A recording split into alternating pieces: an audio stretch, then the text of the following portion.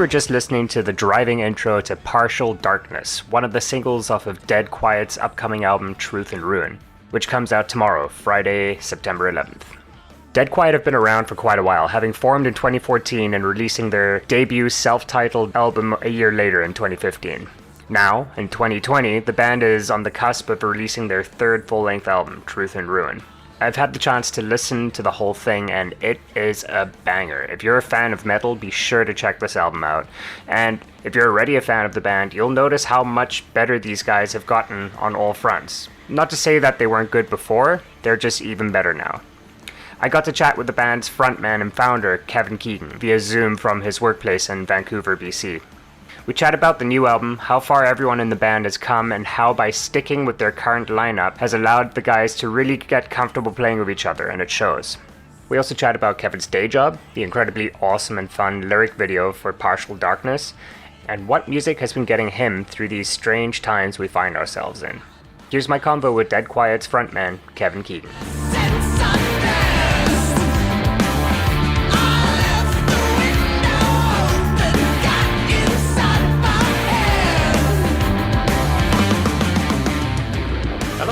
Hey man, how's it going? So sorry, I'm at work and some shit went down and I just got totally fucking sidetracked there. Oh fuck, no worries, dude. No worries at all. Luckily with COVID, I have nothing else going on. Yeah, all good. Phew, sorry man. Yeah, fuck. I didn't want to keep you. What do you do for work? I work in the downtown east side of Vancouver, so I do like harm reduction. I'm the project manager of like a social housing unit, so it's all like we house the hard to house sort of, people with mental health issues and drug addiction. And yeah, it's just kind of like a mixed bag of a gig. And it's, you gotta be on your toes all the time and shit just happens. And yeah. I guess with your job and you've explained what you do, were you an essential worker from the get-go? Like, did you get any time off or? Yeah, no, I haven't had any time off in fucking 11 months now. So it's been pretty crazy. And during the pandemic there, it was, we were pretty understaffed. So I was doing a lot of overtime. Yeah, it's been crazy, man. Yeah. It's fucking nonstop roller coaster. Yeah. Well, how is stuff over in Vancouver right now? It's okay. Yeah, I mean, like the numbers are going up again here. We got pretty cocky because we had a very low rate of infections, and we were like, oh yeah, we got this. And then I think everybody got a little loose over the summer and started hanging out, and the social distancing kind of got thrown out the window a little bit. Now our numbers are climbing again, so we gotta tighten up. Right, for sure. Yeah, I know my buddy kept saying that he wanted to go out to he was wanting to go out to Vancouver just because everything was open, and we're like, dude, it's probably not a good idea. That's it. Yeah, exactly. Yeah, everything was open, and then it fucking backfired. Yeah. Right. Yeah. Okay. Well, normally what I've been doing is asking people what they've been doing to keep busy, but you've been working, so yes, not exactly. Really. No point in getting into that.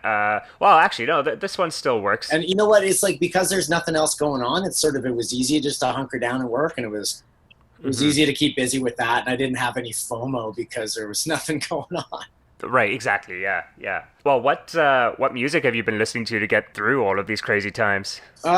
Shit. You know what? There hasn't been like a lot of new stuff coming out that's really blowing my mind, but I've kind of been going down a bit of a hip hop rabbit hole, to be honest. Okay, cool. What kind of stuff? A lot of stuff. Like I got really into Danny Brown recently, and nice.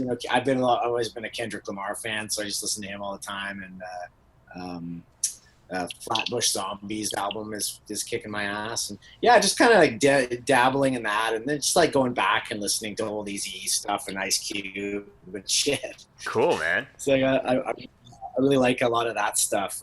So I've been taking a break from the metal just because, there hasn't been a lot coming out lately because of this. I think people are holding on to their records or they're waiting to tour again to release stuff. And but yeah, no, I mean, as far as that goes, just kind of the same old like classic rock stuff. I love like Thin Lizzy and Queens of the Stone Age is one of my favorite bands I listen to often.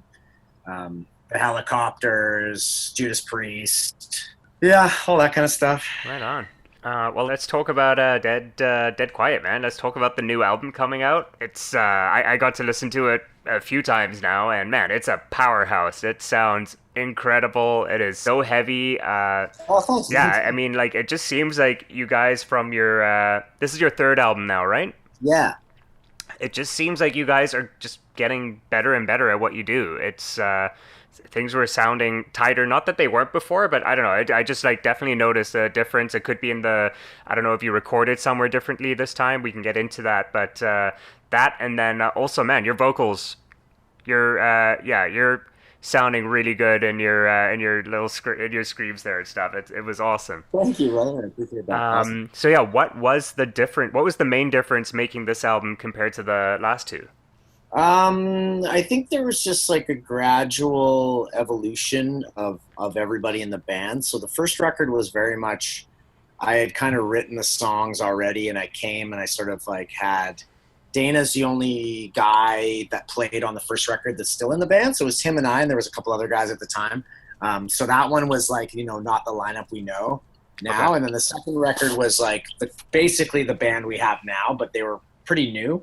So it was still like, Grand Rights was a little bit more like finding each other's balance, and the newer guys weren't as comfortable maybe like sharing their ideas yet. Mm-hmm. So again, it was more, I feel like it was more me writing and arranging myself. And then with Truth and Ruin, it was a bit more of the band. Finally, like we had toured a bunch together, and we were like, everybody's really comfortable. So the other guys started sharing more ideas, like Mike and Brock.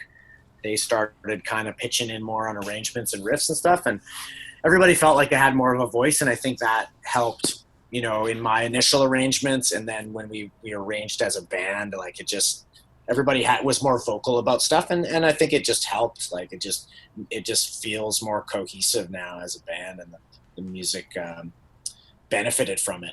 Definitely. Well, I think yeah, that actually speaks to what I was just saying. Then that makes sense.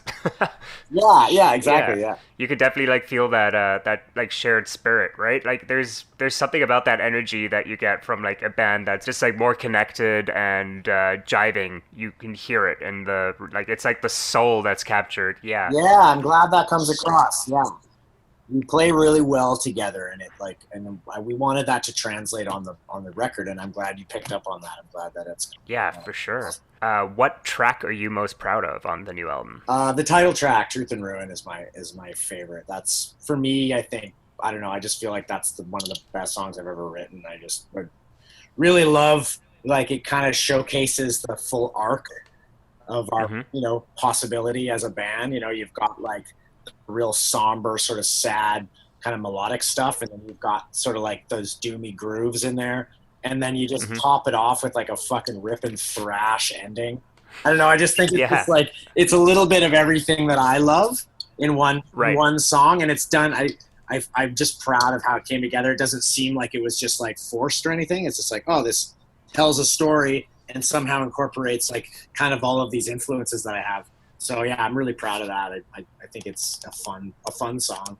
Yeah, for sure. Oh, cool. Okay, I'd agree. I like that one a lot too. Here, I'm just looking through the track listing here to tell you which one well, man, I think the one I fell in love with was Partial Darkness, Okay. just because of that ridiculous video. Yeah, yeah, totally.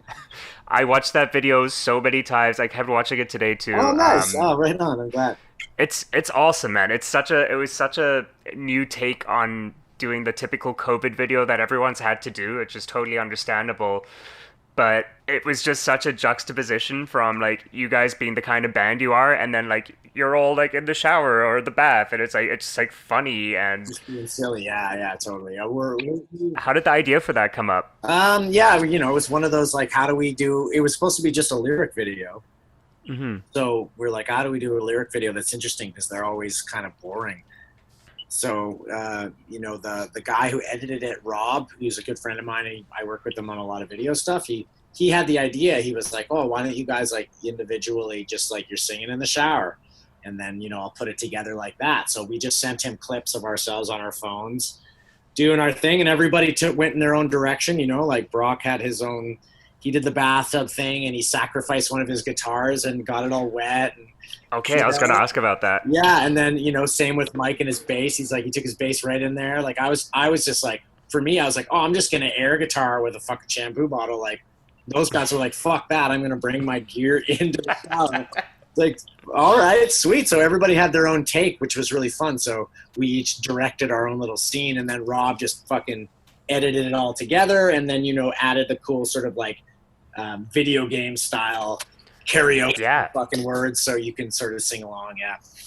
Yeah, was that a creative choice from you guys, or was that all Rob, like doing like the video game feel? Yeah, that was all Rob. Yeah, he kind of masterminded that whole thing, and it was just the only thing that we did ourselves was our own whatever we did in our own takes, and then he sort of was like, oh, we'll go.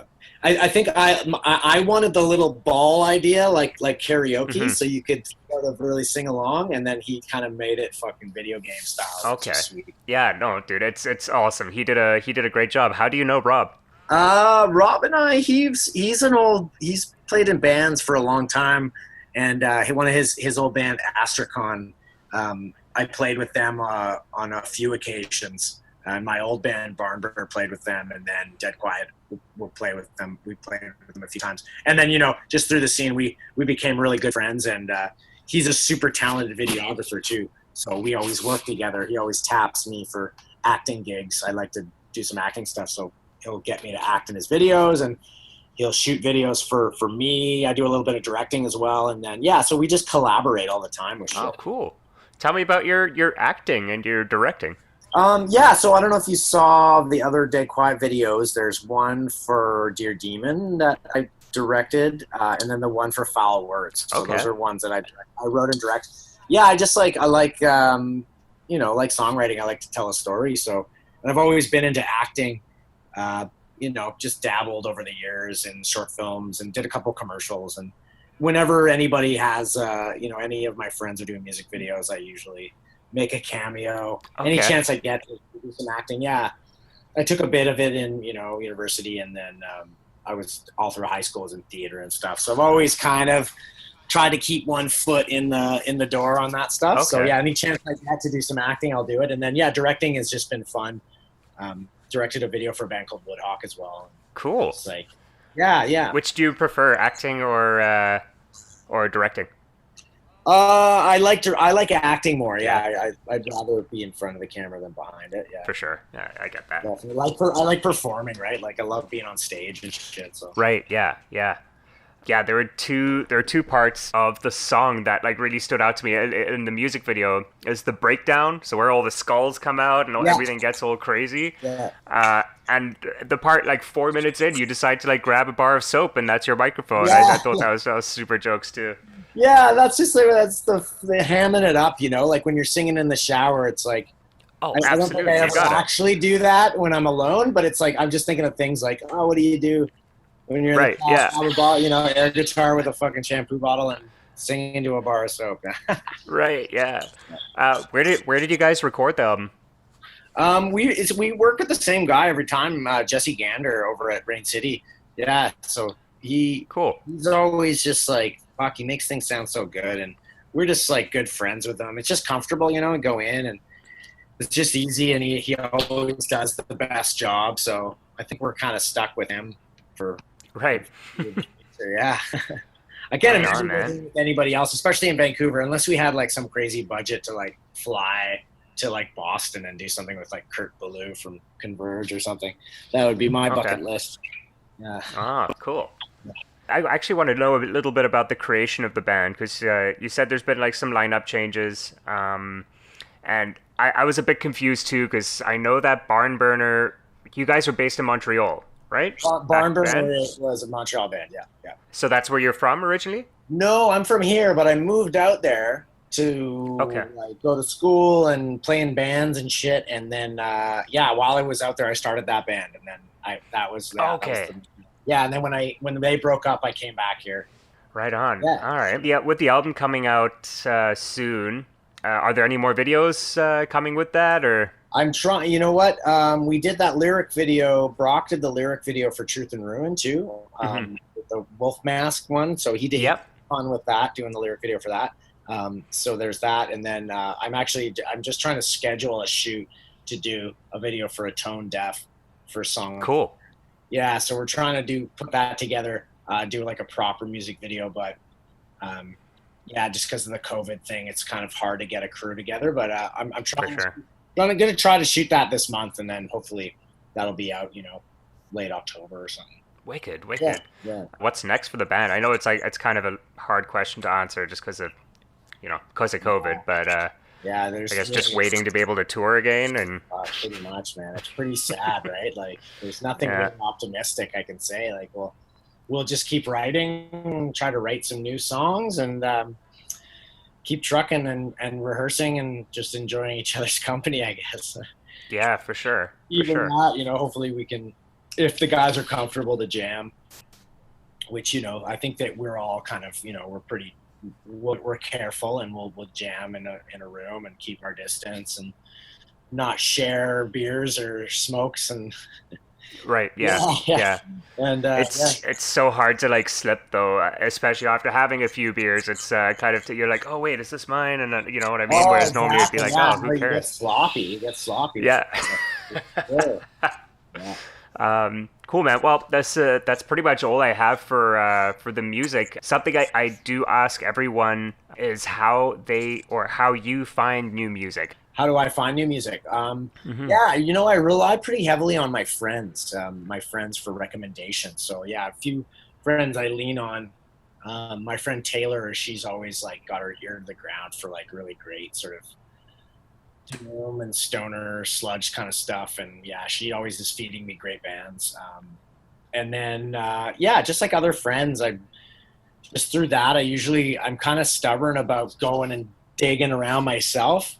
So it takes like a friend that I trust and I know we have similar tastes to be like, oh yeah, you're gonna like this, and they'll show me stuff. So that's kind of how it opens up for me. Cool. Yeah. Cool. What's can you name some of like the bands you've come across recently that you're like, these guys are great? Yeah, well, I was just introduced to this band called Night Flight Orchestra from Oh, cool. Okay. I think they're from Sweden.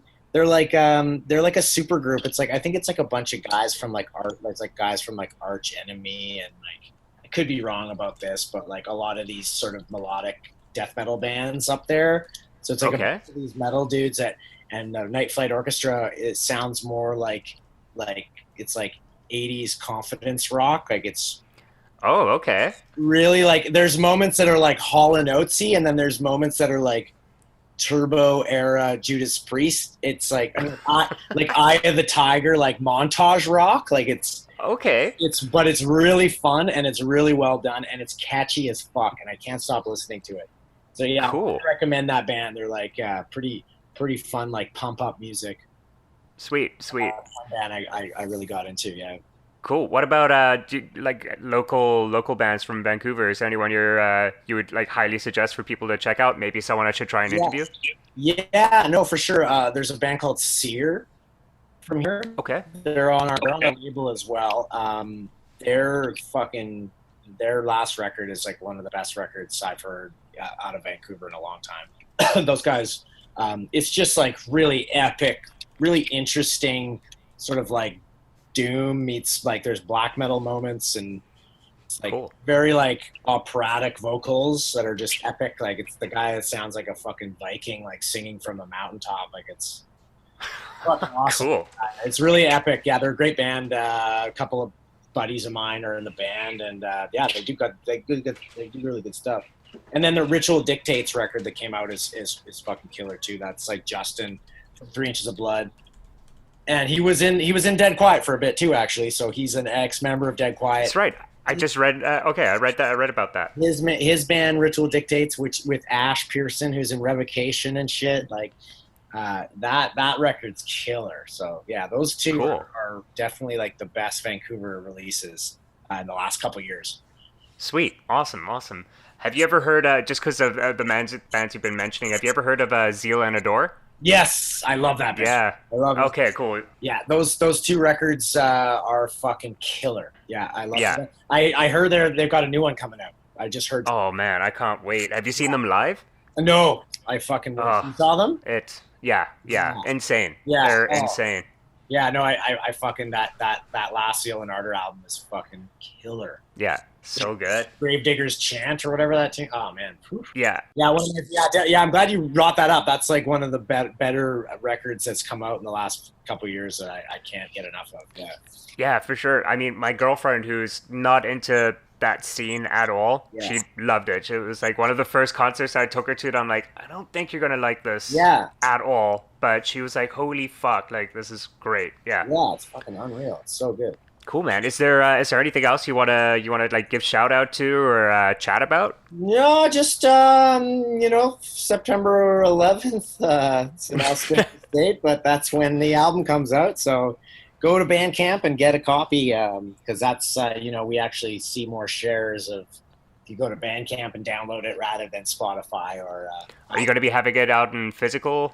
Yeah, if you order it through Bandcamp, we're gonna do something local here where we'll probably sit around in a park and barbecue some veggie dogs and maybe sort of sell some merch or something. I don't know. Oh, that's cool. Yeah, some sort of a meet and greet thing where we can keep some distance and get rid of some of these records. Yeah, for sure. Oh, that's cool. Yeah. Sweet, man. All right. Well, Kevin, thanks so much for taking the time, dude. Oh, thank you, Frankie. Appreciate it, man.